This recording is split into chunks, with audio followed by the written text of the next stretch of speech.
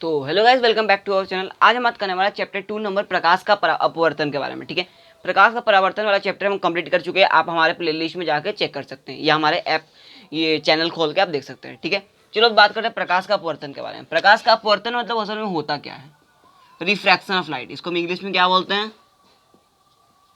Refraction of light. और प्रकाश का परावर्तन को हम क्या बोलते थे? रिफ्लेक्शन। ये रिफ्लेक्शन और रिफ्रैक्शन में बहुत अंतर है। परावर्तन और अपवर्तन में बहुत अंतर है। परावर्तन क्या है? किसी वस्तु टकरा कर वापस चला जाना। अपवर्तन मतलब क्या होता है? किसी वस्तु से टकरा कर, टकराना नहीं, उसी में चल जाना। अपवर्तन उसी चीज में घुस जाता है। परावर्तन लेकिन लौट जाता है, लेकिन उसी चीज में वह घुस जाता है। ठीक है, तो प्रकाश की किरण एक पारदर्शी माध्यम से दूसरे पारदर्शी माध्यम में जाकर दिशा परिवर्तन की क्रिया को प्रकाश का अपवर्तन कहते हैं। ठीक है, जैसे अगर आप किसी स्टिक या लाठी ले लो, उसको पानी में डालोगे तो क्या होता है? लगता नहीं है कि थोड़ा लाठी आपका मुड़ गया है? मुड़ गया लगता है ना? ऊपर से अगर देखते हो लगता है मुड़ गया लाठी, दिखता है। या पैर घुसाते हो अगर पानी में तो क्या लगता है? पैर को लगता है कि थोड़ा मोटा गया, मुड़ गया, हल्का सा दिखता है। तो क्यों होता है? प्रकाश का अपवर्तन के कारण होता है। क्योंकि अब जैसे एक पारदर्शी माध्यम, हवा पारदर्शी माध्यम है, जल दूसरा पारदर्शी माध्यम है, एक पारदर्शी माध्यम दूसरे पारदर्शी माध्यम जाने पर दिशा परिवर्तन हो जाता है। उसी को हम प्रकाश का अपवर्तन कहते हैं। ठीक है, विभिन्न माध्यम में प्रकाश की चाल भिन्न भिन्न होती है, तो जानते ही हो भिन्न होती है। कौन कौन से माध्यम है? देखो, निर्वात में प्रकाश की चाल कितनी होती है? 3 × 10⁸ मीटर पर सेकेंड। वायु में 2.96 × 10⁸ मीटर पर सेकेंड। जल में 2.25 × 10⁸ मीटर पर सेकेंड। कांच में 2 × 10⁸ मीटर पर सेकेंड। तारपीन में 1.96 × 10⁸ मीटर पर सेकेंड। ठीक है, अब बात करते क्या कि प्रकाशीय घनत्व जितना अधिक होगा, ये अधिक का साइन है, प्रकाशीय घनत्व जितना अधिक होगा, अधिक प्रकाशीय चाल उतना ही कम होगी। प्रकाशीय घनत्व जितना अधिक होगा तो प्रकाश की चाल उतना ही कम होगी। ठीक है, अब बात करते हैं आपतित किरण क्या होता है। ये आपतित किरण, परावर्तित किरण तो आप पढ़ चुके हो पहले भी, लेकिन वो दूसरा था, ये अलग है क्योंकि ये अपवर्तन वाला है। क्या है? दो माध्यमों को अलग करने वाली सतह पर पड़ने वाली प्रकाश की किरण को आपतित किरण कहते हैं। दो माध्यम को अलग करने सतह पर। आपतन बिंदु क्या होता है? वह बिंदु जिस पर आपतित किरण दो माध्यम को अलग करने सतह पर टकराती है, उसे आपतन बिंदु कहते हैं। ठीक है, आपतन बिंदु मतलब क्या? आपतित किरण जिस बिंदु पर पड़ेगी उसको आपतन बिंदु कहते हैं। ठीक है, तो इस चीज को कॉपी करो। आगे बढ़ते हैं, अब अपवर्तित किरण अभिलंब के बारे में डिस्कस करते हैं। ठीक है, कॉपी कर लो। तो चलो फ्रेंड्स, अब बात करते हैं हम अभिलंब के बारे में। ठीक है, देखो आगे बात करते हैं क्या है अभिलंब का। क्या बोलते हैं? कि सतह के किसी बिंदु पर खींचे गए लंब को अभिलंब कहते हैं। ये तो पढ़ चुके हैं आप। अपवर्तित किरण क्या है? दूसरे माध्यम में लौट गई किरण को अपवर्तित किरण कहते हैं। कैसे? आपतित किरण आती है, अपवर्तित किरण लौट जाती है। ठीक है, आपतन कोण क्या है? आपतित किरण अभिलंब के जो बीच कोण बनता है उसको आपतन कोण कहते हैं।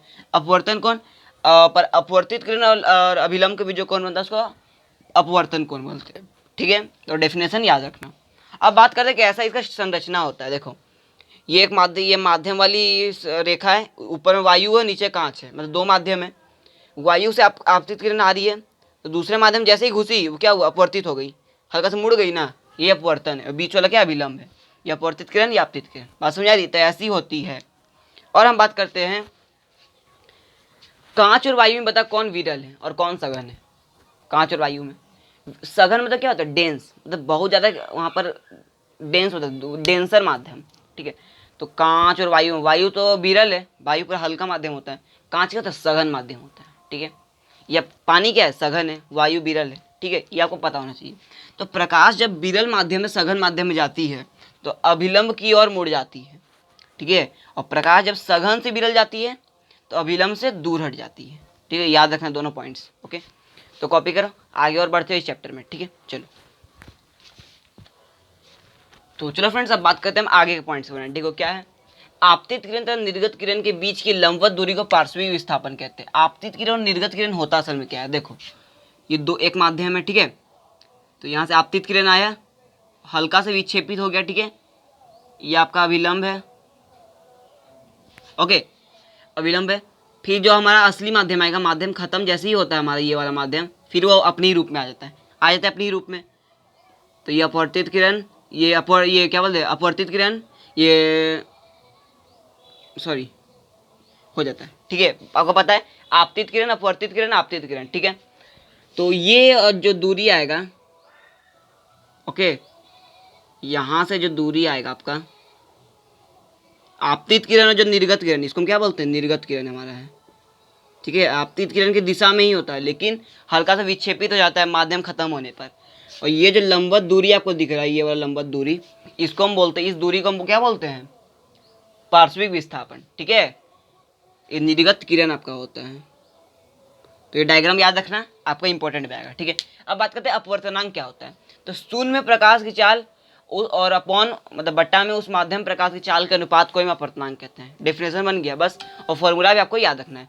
शून्य प्रकाश की चाल अपॉन उस माध्यम प्रकाश चाल के अनुपात को अपवर्तनांक कहते हैं। ठीक है, और देखो कुछ वस्तुओं के अपवर्तनांक है, देखो याद करो, पहले मैं पूछूंगा अभी।